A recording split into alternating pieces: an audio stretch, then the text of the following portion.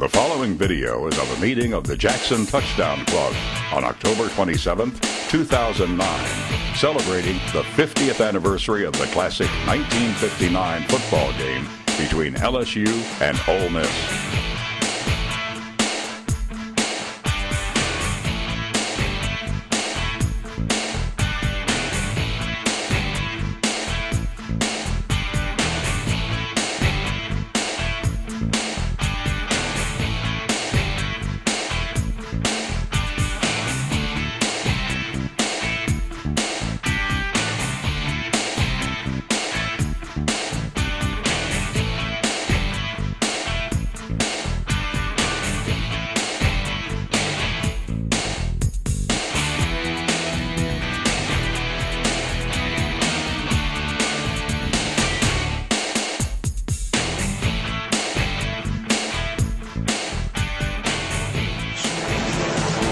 Stands on his own 28. He gets a pass from center. He boots it and gets another nice kick away going way downfield. Billy Cannon watches it bounce. He takes it on his own 11. He comes back upfield to the 15. Stumbles momentarily. He's at the 20. Running hard at the 25. Gets away from one man to 30. Still runs at 25.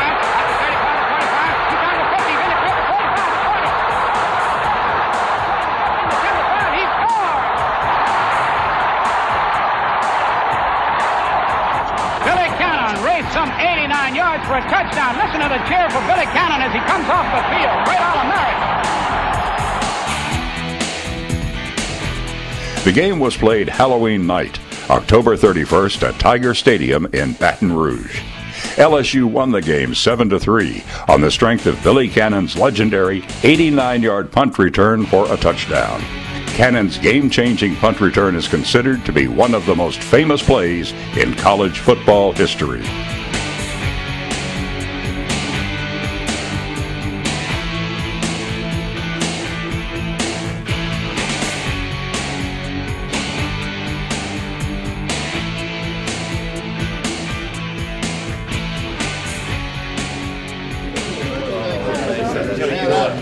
You helped me when I was a young athletic director. You gave me a lot of wisdom.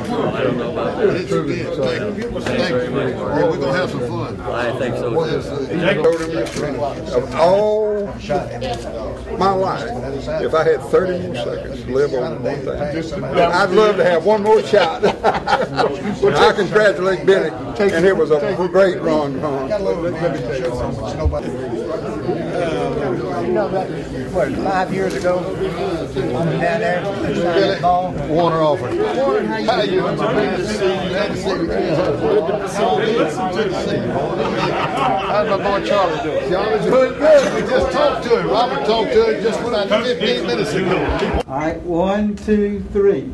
Now, where's Jimmy McDowell? Jimmy. Get in there real quick. All right. Jersey Jim. You kneel down. All right.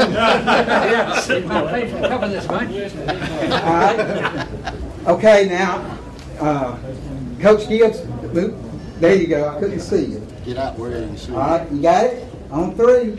1, 2, 3. One more. 1, 2, 3. Let's do one more. 1, 2, 3. We got it. Thanks a lot. Hey, this fellow won't take one. You ready? Yeah. Here we go. All right. I'm going to start taking some shots here. On 3. 1, 2, 3. Back up and get a full length on 3. 1, 2, 3. All right, this is the last one. 1, 2, 3. All right, what else we got, Glenn? Marvin. You know what LSU was that year. That figured out. I'm coming back. What about Fred? You're still smoking, but 7-3 and 21-0. Okay. All right, now let's do Billy. Now our first speaker tonight is a native of Fremont, Ohio, who played in high school for Mansfield, Ohio. He received a scholarship to play football at Duke University, where he played one season but entered the U.S. Army during World War II. When he returned, he played at Miami's University of Ohio, where he was an All-American center. He began his coaching career in 1948 and learned under the legends such as Red Blake at Army and Bear Bryant at Kentucky. He arrived at LSU in 1955. After 3 losing seasons, he created a unique 3-platoon system with the white team, the first string offense and defense, the gold or the go team, second string offense, and the famous Chinese Bandits, the second-string defense. He led the 1958 Tigers to an unbeaten season, the national championship, and would later coach LSU to the 1961 SEC title.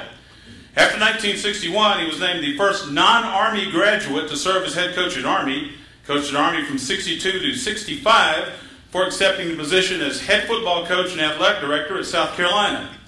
He led the Gamecocks from 1966 through 74 and guided his team to the 1969 ACC title.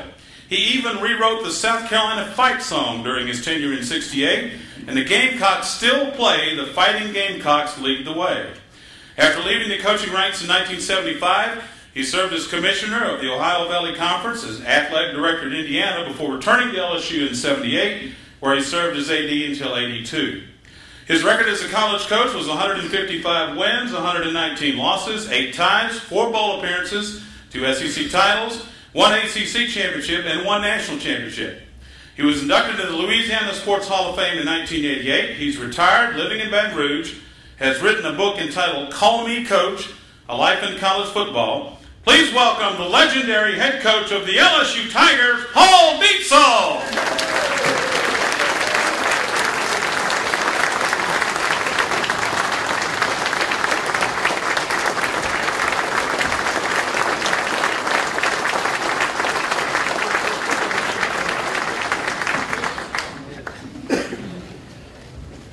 I'm certainly happy to see the Tiger Athletic Fund sitting right out here in front.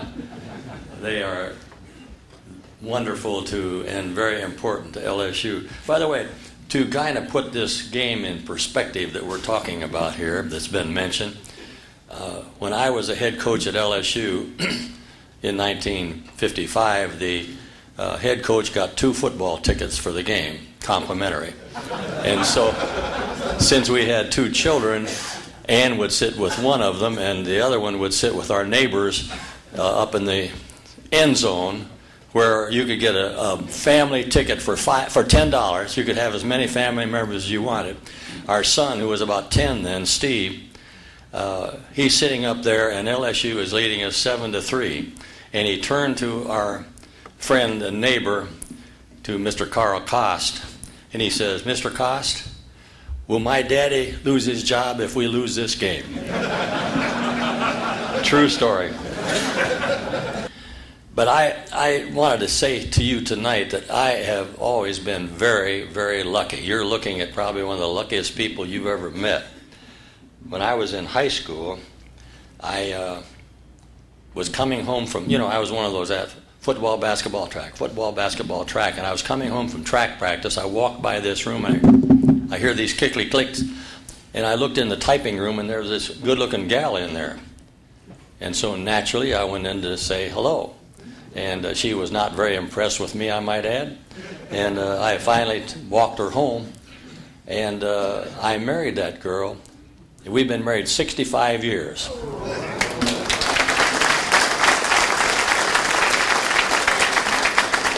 And I want you to know she's my best friend and my sweetheart.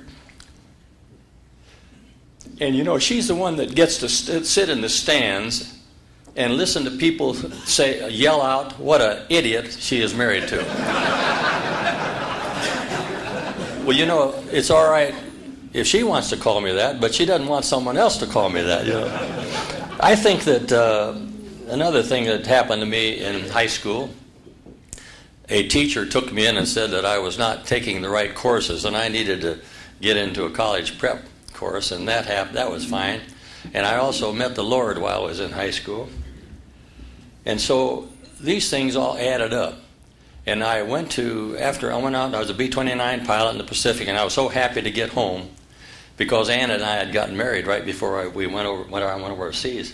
And of course, she had been a cheerleader at Miami, and so naturally she and Sid Gilman, they were the ones that kept writing me letters during the time off, and Duke never wrote me, so I went to Miami. But in any event, good recruiting gesture, I thought. But I was very, very lucky. Sid Gilman, in my opinion, was the smartest football coach I've ever known. And he was my coach at Miami, and then he coached the Los Angeles Rams and the San Diego Chargers and so forth. And Bill Walsh, in his fine book, said that people give me credit for the West Coast offense. I didn't invent it. That West Coast offense was invented by Sid Gilman, and I learned it from him. And then after Sid, I went to West Point, and I was a plebe coach, and then from one thing to another, but I ended up at LSU when I was 30 years old. And the first few years I was there were pretty rocky. As a matter of fact, you might say that, now this is going to surprise some of you, but sometime the people get a little bit nervous when the coach doesn't win real fast. Les Miles found that out after he lost to Florida, 13-3, after he'd had 5 straight victories. But anyhow, I think that one of the things that you need a rock to hang on to. And all of my life, all of my coaching career, that rock that I have hung on to that has been with me through thick and thin is my wife, Ann.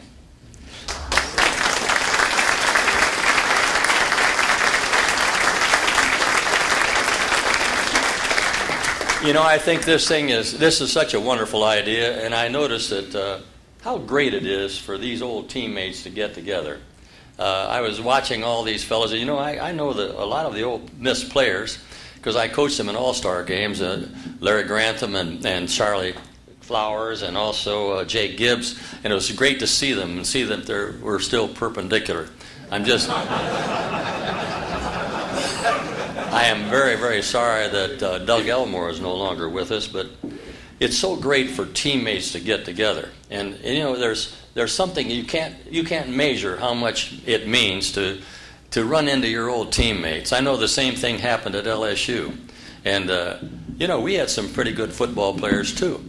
And it wasn't just one man, but I was thinking about some of the people who played for us, and as they get together, Johnny Robinson, Warren Rabb, and some of these fellas, Bo Strange, and they've all done so well. And you know, Billy was the super athlete of the day, because not very many people can run the 109.4 and throw the shot put 55 feet in the same day and win the Southeastern Conference championship in those events, one right after another.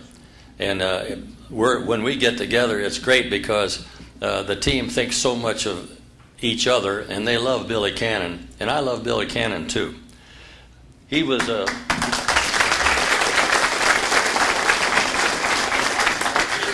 I did say that I had a rocky start at LSU, and the first 3 games has been mentioned. You don't have to elaborate that, you know. But in any event, we were not doing very well.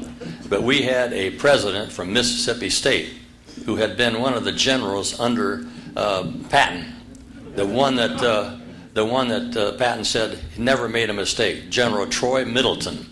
And after the 3rd year, I get this letter from General Middleton, and it says, "Dear Paul, I hear there are rumblings on 3rd Street.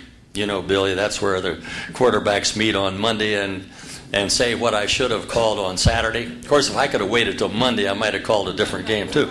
But in any event, he said, "Dear Paul, I hear there are rumblings on 3rd Street. I just wanted to tell you that I like the way you're running our football program, and I am running this university." Now, that was very nice. Because if he hadn't stuck up for me, someone else would have coached that 1958 team. But in any event, these are things that are kind of important. And I think that